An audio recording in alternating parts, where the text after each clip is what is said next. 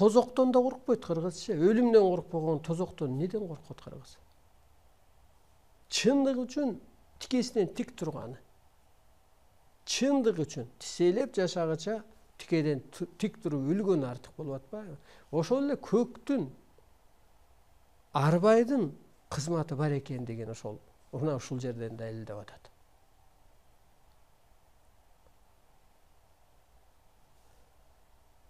Мына урматтуу улуу журтум, бүгүнкү мен айтып аткан сөздөр сиздерге жомок сымал болуп атышы мүмкүн.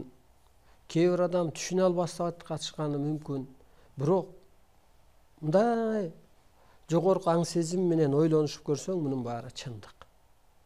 Адам ошого милдеткер. Же болбосо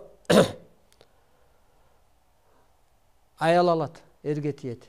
Анын дагы мындай эл арасында сөз бар. Анне окуусу барбы депчи. Окуусу жок эрге тийгендин катын алгандын. Чоңойду аял алат, чоңойду турмушка чыгат.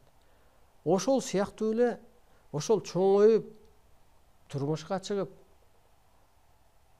же келинчеги алып эн ата болгондон кийин эн атанын ролун аткарып калбадыбы? Ошол сымал азыр дагы адам жерде өсүп, эми ошол эн атанын ролун аткаргандай арбайдын ролун, көктүн, көк теңирдин, көктөгү бир теңдээчү күчтөрдүн ордун аткарчу мезгили келди. Мына мен аткарып атам, мен жоопкермин.